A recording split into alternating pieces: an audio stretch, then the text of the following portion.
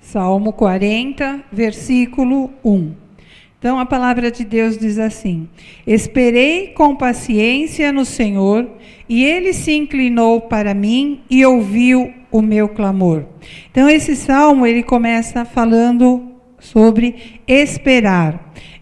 Então, esperar significa o quê? Aguardar. Então, a palavra de Deus aqui, ela especifica como que nós devemos aguardar. Então, nós devemos aguardar com paciência, com tranquilidade, com calma, sem pressa. Assim é que nós devemos aguardar. Só que, muitas vezes, nós não agimos assim, esperando com paciência. Nós ficamos apreensivos, inquietos, ansiosos, sem aguardar o tempo e o modo de Deus para que aquela situação seja resolvida. Para o apóstolo Paulo, a hora, o modo e o tempo de Deus foi no caminho de Damasco, quando o Senhor perguntou a ele, não é? Saulo, Saulo, por que me persegues? E ele caiu cego. Então, para Paulo, a hora, o modo e o tempo da sua conversão foi ali, preparado no caminho de Damasco. Então, irmãos, quando nós agimos assim, na apreensão, na inquietude, na precipitação, é como se nós estivéssemos vivendo assim, sem Deus, não é? Nós estamos demonstrando que nós não confiamos no Senhor. E viver sem Deus nos traz assim um grande vazio. A nossa vida fica assim totalmente sem sentido. Então, uma das causas assim da ausência de Deus na nossa vida é justamente isso, é a ansiedade, a impaciência. Vamos ver o que fala Provérbios 12, 25.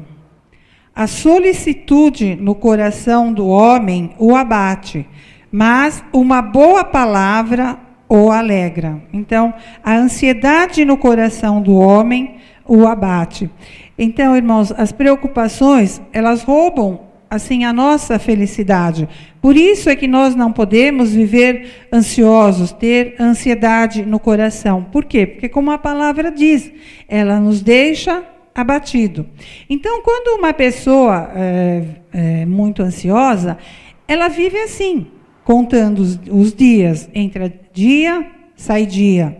Ela vive contando as horas, entra hora, sai hora. Parece assim que a pessoa vai ter um ataque cardíaco, não é? O coração, ele vai a 1000, a pessoa, ela não come direito, não dorme direito, muitas vezes tem pesadelos, ela vive assim constantemente preocupada, perde a calma com facilidade, fica irritada por e com qualquer coisa. Então eu pergunto, isso faz bem? Não é? Claro que não faz. Então a ansiedade, como disse aqui a palavra, ela traz assim um grande prejuízo, principalmente para a saúde.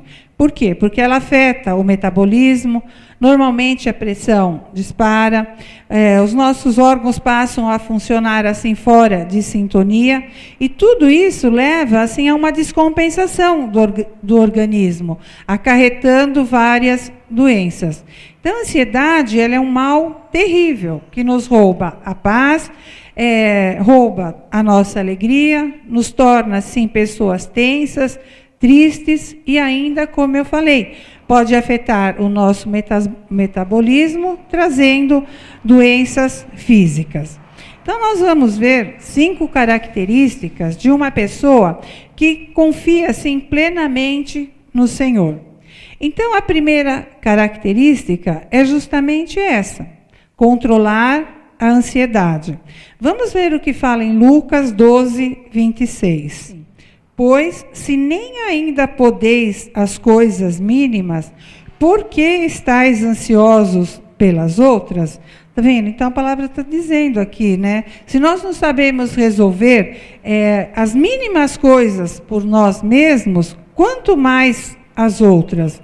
Mas o nosso Deus, irmãos, que é um Deus maravilhoso, Ele nos ensina o que fazer. Aqui no versículo 31, 12, 31. Buscai antes o reino de Deus, e todas essas coisas vos serão acrescentadas. Está vendo? Então, Deus aqui, Ele está nos ensinando. Ao invés de nós ficarmos ansiosos, o que nós devemos fazer? Buscar as coisas espirituais, não é? Buscar conhecer mais a Deus, ler mais a sua palavra, vir mais à igreja, orar, jejuar, e com isso nós cresceremos assim mais espiritualmente. E quanto mais nós crescermos espiritualmente, menos ansiedade nós teremos. Por quê? Porque nós passaremos a confiar cada vez mais em Deus.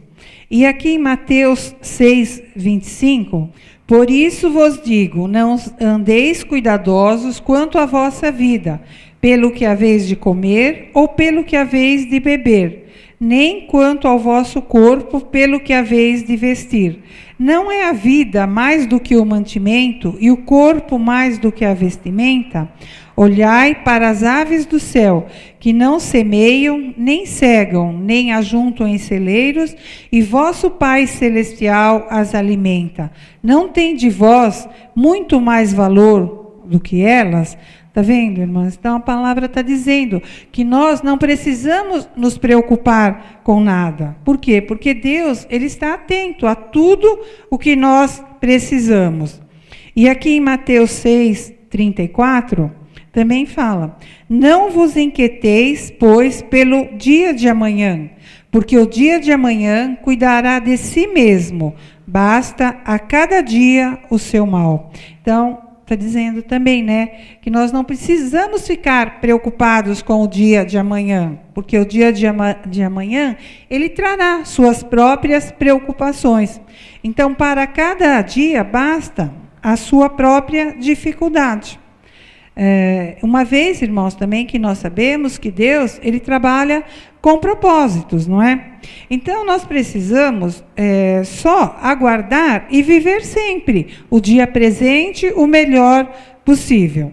E lá em Provérbios 27, 1 fala: não presumas o dia de amanhã. Então, o dia de amanhã, Deus proverá. Ele cuida de nós com amor, com dedicação. Então, se você confia no Senhor, você não fica ansioso com nada. Você aguarda o tempo de Deus. Uma outra característica de quem confia no Senhor é aquela pessoa que tem paciência. Uma pessoa paciente é aquela que sabe esperar de maneira serena e tranquila. Então, uma pessoa paciente é aquela pessoa que confia em Deus. Ela vive as promessas, ela sabe que as promessas se cumprirão no tempo e no modo de Deus. Por que que nós temos essa certeza? Porque a palavra diz, não é? Não quebrarei o meu concerto, não alterarei o que saiu dos meus lábios. Então, se Deus falou, está falado, Ele vai cumprir. Então, você pode perguntar, não é? Como que é, em meio a tanta tribulação, eu vou manter a calma? A resposta, irmãos, está lá em Romanos 12, 12. Alegrai-vos na esperança, sede pacientes na tribulação, perseverai na oração. Então, aqui está mostrando, não é? Como é que nós temos que fazer, nos manter calmo diante da tribulação? Como diz aqui, nunca perdendo a esperança, sendo pacientes na tribulação e, principalmente, sempre orando. Uma outra característica também de quem confia no Senhor é como diz aqui, não é? Alegrai-vos na esperança, é termos esperança. Então, o que é esperança assim no sentido natural? É o ato de se esperar algo que se deseja. Espiritualmente falando, é confiar em Deus que nunca falha. Então, nós precisamos viver alegres, porque, assim, a qualquer hora ou a qualquer momento, irmãos, Deus, Ele pode agir e resolver os nossos problemas, não é? Por quê? Porque para Ele não há impossíveis. Então, se você está passando uma luta, se alegre. Não perca a esperança. Por quê? Porque a qualquer momento, como eu disse, Deus pode resolver o seu problema e aí você verá que você se entristeceu, que você se aborreceu e que não valeu a pena. Uma outra característica de uma pessoa que confia no Senhor é aquela pessoa que não toma decisões precipitadas. Por quê? Porque as decisões precipitadas, elas são baseadas assim na lógica e no entendimento humano. Então, sempre que nós tomamos decisões sem a direção de Deus, sem consultar a Deus, é aí que nós tomamos prejuízos ou nos prejudicamos. Então, vamos ver aqui um exemplo de uma pessoa que tomou uma decisão precipitada. Está em Gênesis 16, 1. Ora, Sarai, mulher de Abraão, não lhe gerava filhos, e ele tinha uma serva egípcia, cujo nome era Agar. E disse Sarai a Abraão: eis que o Senhor me tem impedido de gerar. Entra, pois, a minha serva, porventura terei filhos dela. E ouviu Abraão a voz de Sarai. Então aqui, Abraão, ele foi precipitado. Por quê? Porque ele ouviu a voz da mulher.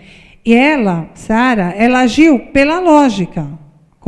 Ela disse, eu não posso ter filhos, então tenha com a minha escrava. E nós sabemos, que a escrava, ela teve um filho que se chamou Ismael. E depois disso, o que aconteceu? Vamos ver aqui no versículo 4. E ele entrou a Agar e ela concebeu. E vendo que ela concebera, foi sua senhora desprezada aos seus olhos. Está vendo? Depois que a escrava teve um filho, Sara foi desprezada por ela. Então, as consequências assim de uma atitude, de uma decisão precipitada, ela acarreta prejuízos, gera tristezas e aqui no caso gerou desprezo. E não precisava nada disso, não é? Por quê? Porque Deus, ele prometeu um filho para Sara e Abraão, mas eles não esperaram o tempo de Deus.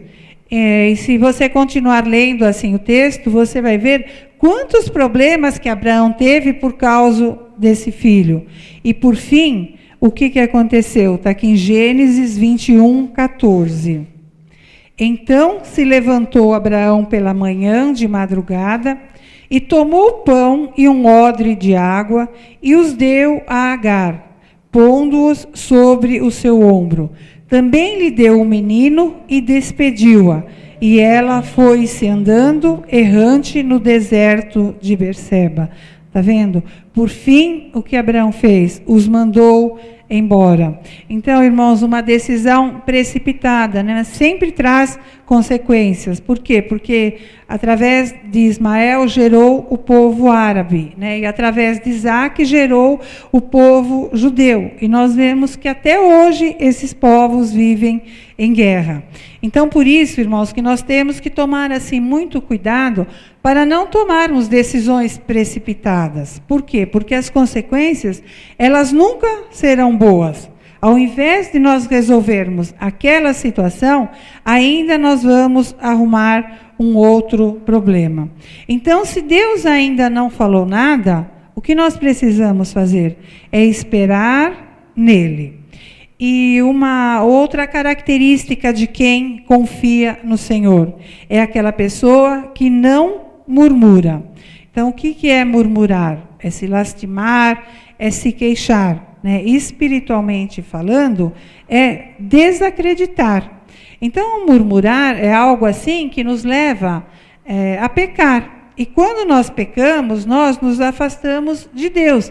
E, consequentemente, também nos afastamos das suas bênçãos. Por quê? Porque a palavra diz que o pecado ele faz divisão entre nós e o nosso Deus.